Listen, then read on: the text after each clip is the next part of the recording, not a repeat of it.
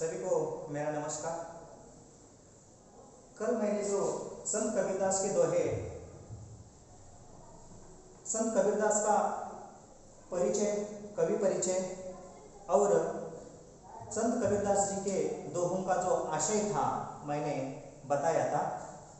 उसी को लेकर कल जो मैंने 3 दोहे कल वीडियो में ऑनलाइन में मैंने बताए थे, यानी कि गुरु का महत्व, शरीर की नश्वरता, इस बात पर मैंने बात की थी।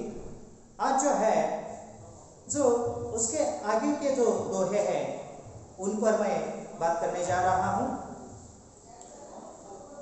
तो आज हम बताएंगे कि परमात्मा की सर्वव्यापकता, एक पॉइंट उसमें है, उसके बारे में आज हम देखेंगे। परमात्मा हर कहीं है। हमारे आंखों के आगे जो भी कुछ दिखता है उन सभी में भगवान है, ऐसा मानकर भक्ति करना। संत कबीरदास जी ने बताया कि यह निर्गुण भक्ति है। भक्ति करने के लिए कहां पे भी जाने की जरूरत नहीं है, मंदिर और मस्जिद जाने की जरूरत नहीं है। यहाँ पे एक उदाहरण के साथ जो चौथा जो दोहा है 4 नंबर का, उसमें बताते हैं, कस्तूरी कुंडली बसे मृग ढूंढे बनमाही। ऐसे घटी घटी घटी घटी घटी राम है, लेकिन दुनिया देखे नहीं।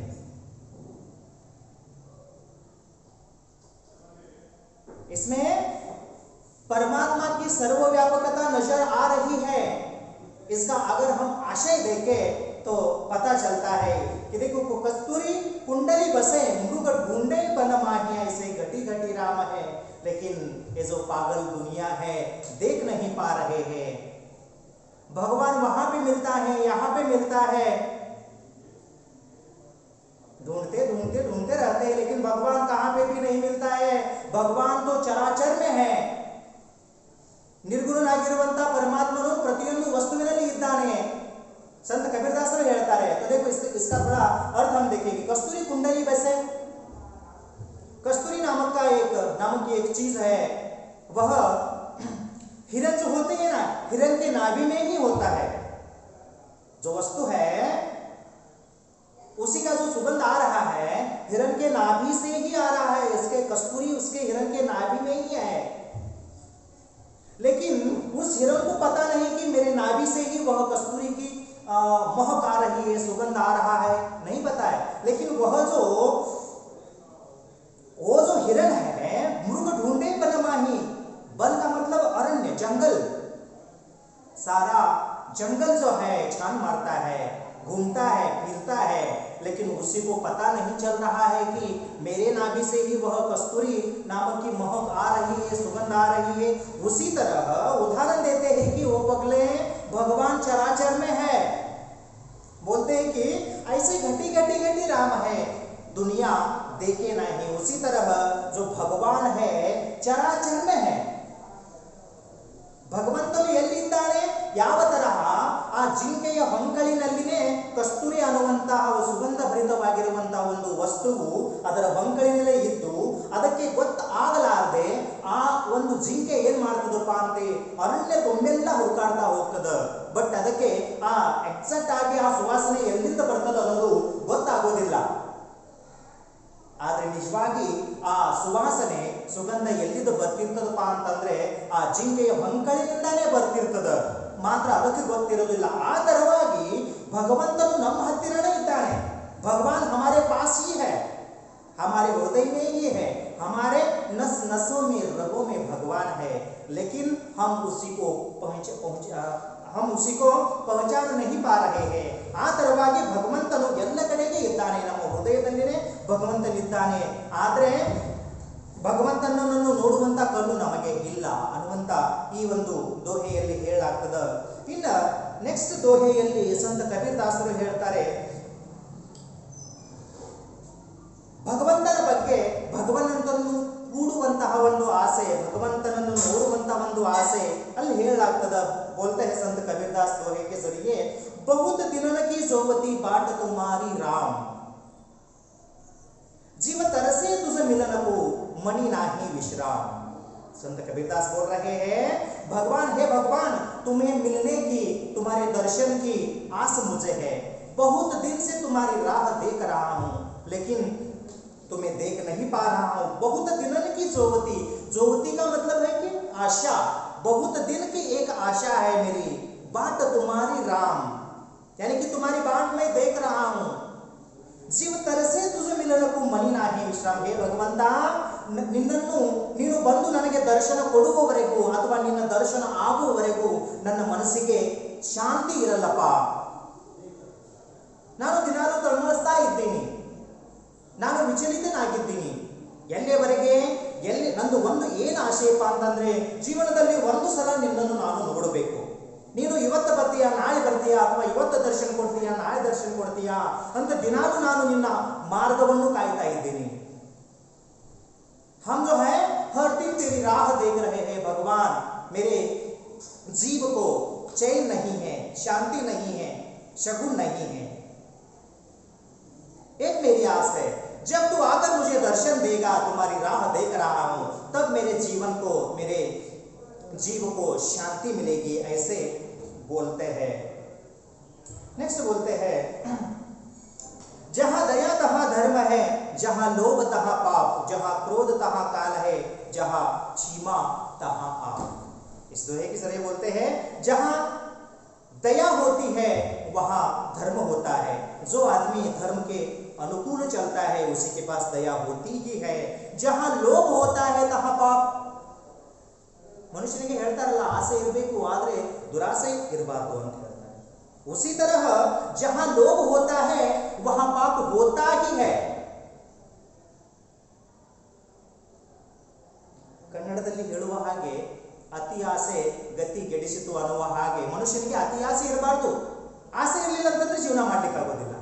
ಆಸೆ ಮಾತ್ರ ಬೇಕು, ಆದ್ರೆ ಅತಿ ಆಸೆ ಇರಬಾರ್ದು. जहां उसी को लोभ बोलते हैं. जहां लोभ होता है अवश्य ही मन में पाप आ जाता है. एक आदमी को अगर कितना ही मिल जाए तो वह पूरे सा नहीं हो जाता. अगर एक आदमी आज साइकिल पे घूम रहा है तो दूसरी दिन उसी के मन में आ जाता है, मैं बाइक पे कब घूमूं. जब एक आदमी बाइक पे घूम रहा है तो उसी की आशा फिर बढ़ जाती है. उसी को लगता है कि मेरे पास मेरा मित्र बाइक पे जा रहा है, मैं कार पे कब चढ़ूं. उसी तरह मनुष्य को आशा रहनी चाहिए, लेकिन दुराशा कदापि नहीं चाहिए. उसी बोलते हैं, जहां पे लोभ होता है, जहां पे आशा होती है, वहां क्या होता है, पाप होता है. जहां क्रोध होता है तहां काल. मनुष्य जब क्रोध के आवेश में कुछ भी कर बैठता है. ಮನುಷ್ಯನಿಗೆ ಸಿಟ್ಟು ಎಂತದಪ್ಪ ಅಂತಂದ್ರೆ, ಸಿಟ್ಟು ಏನೇನು ಮಾಡ್ತದಪ್ಪ ಅಂತಂದ್ರೆ, ಸಿಟ್ಟಿನ ಆವೇಶದಲ್ಲಿ ಹೇಳ್ತಾರಲ್ಲ, ನಾವು ಮಾತನಾಡುವಾಗ ಅಥವಾ ಜಗಳ ಮಾಡುವಂತ ಸಮಯದಲ್ಲಿ ನಾವು ಮಾತಾಡ್ತಾ ಇರ್ತೀವಿ ನೋಡ್ರಿ. ಅವಾಗ ಹೇಳ್ತಾನೆ, ನೋಡ ನನ್ಗೆ ಸಿಟ್ಟು ತರಿಸ್ಬೇಡ, ಒಂದ್ಸಲ ನನಗೆ ಸಿಟ್ಟು ಬಂತಂದ್ರೆ ನಾನು ಹಿಂಗ್ ಮಾಡ್ತೀನಲ್ಲ ಹೇಳ್ತೀವಿ. ಯಾಕಂತಂದ್ರೆ ಹೇಳುವಂತ ತಾತ್ಪರ್ಯ ಏನಂತಂದ್ರೆ, ಜಹಾ ಕ್ರೋಧ है तहां काल है. काल का मतलब मृत्यु. ಇದಕ್ಕೆ इसका मतलब यह होता है कि ಮನುಷ್ಯನಿಗೆ ಸಿಟ್ಟು ಬಂತಂದ್ರೆ ತಾಳ್ಕೊಳ್ಳುವಂತ ಶಕ್ತಿ ಇರಬೇಕು.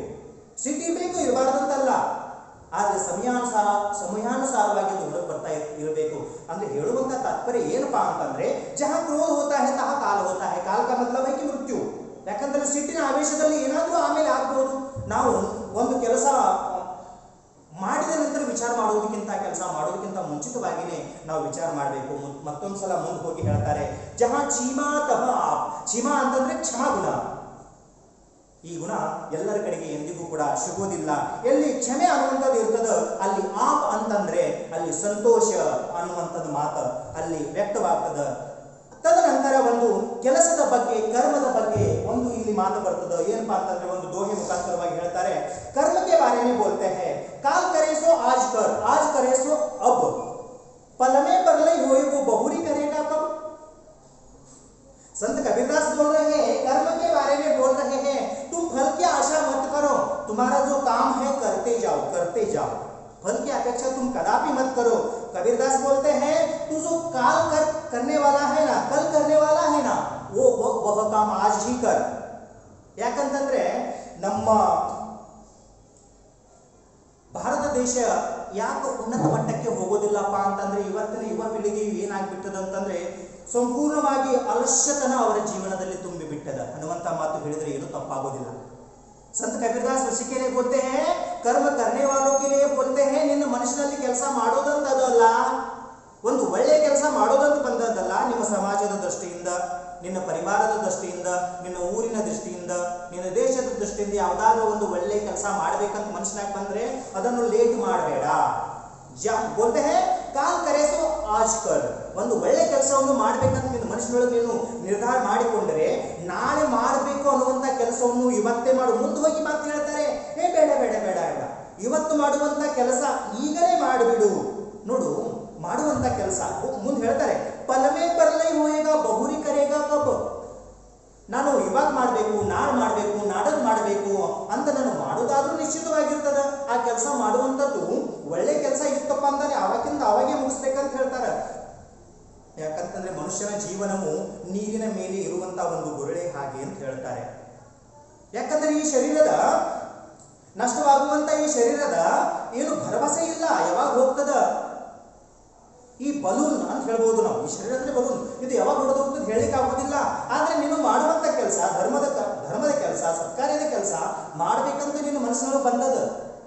करने का जी चाह रहा है, लेकिन जब कब तेरे मन में आया है उसी दिन कर छोड़ो उसको. आगे जाकर बोलते हैं उसी दिन नहीं, अब भी करो, क्षण में प्रलय काल हो जाएगा. तो बहुरी करेगा, कब बहुरी यानी कि मध्या भाग मार दिया, तू कब करेगा बोलते हैं. नेक्स्ट आगे जाएंगे तो देखो भगवान का सुमिरन किस तरह करना है, इसके बारे में एक दोहा बोलते हैं. दुख में सुमिरन सब करे, सुख में करे ना कोई. जो सुख में सुमिरन करे तो दुख काहे को होए. भगवान की भक्ति करनी है तो किस तरह करनी है, तो देखो संकट बंदाग वेंकटरमण ಅಂತ ನಾವು ಹೇಳ್ತೀವಿ. भगवान का सुमिरन हम लोग कब करते हैं, जब हमें संकट आता है तब भगवान को राम राम राम राम राम याद करते हैं.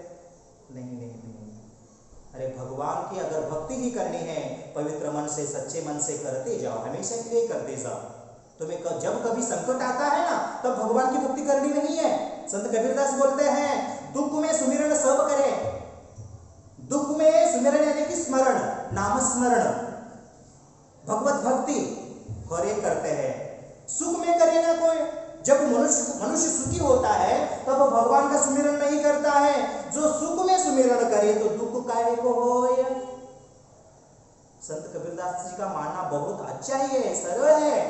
बोलते हैं, ದುಃಖದಲ್ಲಿರುವಾಗ ಭಗವಂತನ ನಾಮಸ್ಮರಣೆ ಎಲ್ಲರೂ ಮಾಡ್ತಾರೆ, ಸಂಕಟ ಬಂದಾಗ ವೆಂಕಟರಮಣ ಅಂತ ಹೇಳ್ತಾರೆ, ಆ ತರ ಮಾಡ್ತಾರೆ.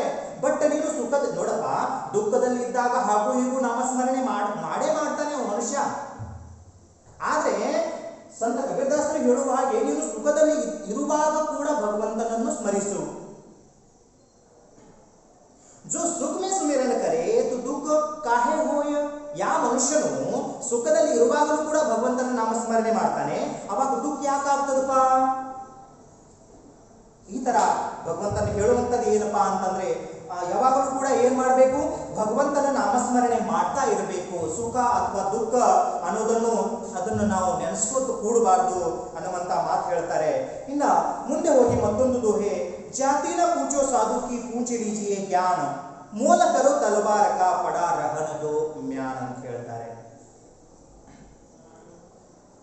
ಸಾಧು ಮತ್ತು ಸನ್ಯಾಸಿಗಳ ಬಗ್ಗೆ ಅವರಲ್ಲಿ ಎಷ್ಟು ನಾಲೆಜ್ ಇದೆ, ಅವ್ರ ಕಡೆ ಎಷ್ಟು ಜ್ಞಾನ ಇದೆ ಅನ್ನೋದನ್ನು ನಾವು ತಿಳ್ಕೊಳ್ಬೇಕು. ಅವರ ಕುಲದ ಬಗ್ಗೆ, ಅವರ ಜಾತಿಯ ಬಗ್ಗೆ ನಮಗದನ್ನು ಬೇಕಾಗಿಲ್ಲ. ನಾವು ಶಾಲೆಗೆ ಬಂದಾಗ, जब हम पाठशाला आते हैं, स्कूल आते हैं, तो जो हमें पढ़ाने वाले जो होते हैं, गुरु वृंद होता है, उन शिक्षकों से हमें क्या मिलता है, जीवन की जो राह है ना, उसको चलने के लिए हमें क्या चाहिए, किसकी जरूरत है, ज्ञान की जरूरत है.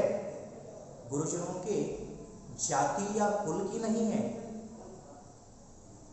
उसी तरह यहाँ संत कबीरदास बोलते हैं, जाति न पूछो साधु की पूछ लीजिए ज्ञान, मोल करो तलवार का पड़ा रहने दो म्यान. तो उसी तरह संत कबीरदास जी बोलते हैं, अगर साधुओं की, संतों की, गुरुजनों की पूछनी है, कुछ पता आपको कर लेना है, तो उनके पास कितना ज्ञान है उसके बारे में आप पता करो, नहीं तो उनके किसके बारे में, जात के बारे में, जात पात के बारे में, कुल के बारे में पता मत करो। यानी कि जाकर उदाहरण क्या देते हैं, जो तलवार, जो खड्ग होता है, जो तलवार या खड्ग होता है वो कितना तेज चलता है, कितना तेज है, उसी के बारे में सोचो। उसी के ऊपर जो थैली होते हैं ना, म्यान होता है ना, उसी के बारे में मत सोचो ಅಂತಂದ್ರೆ ಇಲ್ಲಿ ಹೇಳುವಂತ ಸಂತ ಕಬೀರದಾಸರು ಹೇಳುವಂತ ಈ ದೋಹೆ ಅರ್ಥ ಏನಪ್ಪಾ ಅಂತಂದ್ರೆ ಸಾಧು ಮತ್ತು ಸನ್ಯಾಸಿಗಳ ಜಾತಿ ಮತ್ತು ಕುಲದ ಬಗ್ಗೆ ನಾವು ಎಂದಿಗೂ ಕೂಡ ಕೇಳಬಾರದು. ಮುಂದೆ ಹೋಗಿ ಉದಾಹರಣೆ ಏನು ಕೊಡ್ತಾರ ಅಂತಂದ್ರೆ, ಒಂದು ಖಡ್ಗ ಇರ್ತದಲ್ಲ, ಆ ಖಡ್ಗ ಒಂದು ಚೀಲದಲ್ಲಿ ಹಾಕಿರ್ತಾರೆ, ಒಂದು ಬ್ಯಾಗ್ ಇರ್ತದ, ಆ ಬ್ಯಾಗದ ಮೇಲಿನಿಂದ ನೀನು ತಿಳ್ಕೊಳ್ಬೇಡ ಒಳಗೆ ಇರುವಂತ ಖಡ್ಗ ಹೇಗಿದೆ ಅಂತ.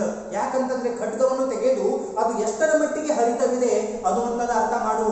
ಆ ಚೀಲಕ್ಕೆ ಮಹತ್ವವನ್ನು ಕೊಡಬೇಡ, ಆ ತರವಾಗಿ ಈ ಶರೀರಕ್ಕೆ ಮಹತ್ವವನ್ನು ಕೊಡಬೇಡ. ಈ ಶರೀರದ ಒಳಗೆ ಸಾಧುಗಳ ಸನ್ಯಾಸಿಗಳ ಒಳಗಡೆ ಇರುವಂತ ಜ್ಞಾನವನ್ನು ನೀನು ತಿಳಿದುಕೋ ಅನ್ನುವಂತ ಮಾತು ಪಡ ರಹಣದೋ ಮ್ಯಾನ್ ಅಂತ ಹೇಳ್ತಾರೆ. ಮೇಲೆ ಇರುವಂತ ಮ್ಯಾನ್ ಅಂತಂದ್ರೆ ಈ ಶರೀರ ಅಂತಾನೂ ಹೇಳಬಹುದು. ಖಡ್ಗ ಅಂತಂದ್ರೆ ಒಳಗಡೆ ಮನುಷ್ಯನ ಒಳಗಡೆ ಇರುವಂತ ಜ್ಞಾನ, ಮ್ಯಾನ್ ಅಂತಂದ್ರೆ ಮನುಷ್ಯನ ಒಳಗಡೆ ಇರುವಂತ ಜ್ಞಾನ ಅಂತ ಹೇಳ್ತೀವಿ. ಮೇಲ್ಗಡೆ ಇರುವಂತ ಶರೀರಕ್ಕೆ ನೀನು ಕಿಮ್ಮತ್ತನ್ನು ಕೊಡಬೇಡಪ್ಪ, ಒಳಗಡೆ ಇರುವಂತ ಜ್ಞಾನವನ್ನು ನೀನು ಅರಿತುಕೋ. ಅಥವಾ ಯಾವುದೇ ಸಾಧುಗಳ ಸನ್ಯಾಸಿಗಳ ಕುಲ ಮತ್ತು ಗೋತ್ರವನ್ನು ನೀನು ಚೌಕಸಿ ಮಾಡ್ಲಿಕ್ಕೆ ಹೋಗಬೇಡ. उसी तरह ये जो 10 दोहे है, मैंने इस दूसरे तीसरे क्लास में मैंने बताया है। संत कबीरदास जी के जो दोहे हैं मैंने बताने की कोशिश तो की है। देखो मित्रों, टाइम तो वेरी शॉर्ट है, इस ऑनलाइन क्लास में हम परिपूर्ण तौर पर बता नहीं सकते हैं। अगर नेक्स्ट क्लास कब कंटिन्यू होगी ना, फिर इसके बारे में हम फिर बोलेंगे। आप जितना आपको समझ में आता है समझने की कोशिश करो, लिखने की कोशिश करो। ये जो थोड़े डिफिकल्ट लगता है, लेकिन मैं जो बोल रहा हूँ बोलते वक्त आपके पास टेक्स्ट बुक होंगे तो लेकर पढ़ने की अर्थ समझ लेने की कोशिश करो। इतना कहकर मैं इस दोहे का पहला जो चैप्टर है यहाँ पे एंड कर रहा हूँ। नेक्स्ट भागों में हम दूसरे पार्ट को लेकर, पद्य को लेकर आएंगे। तब तक नमस्कार।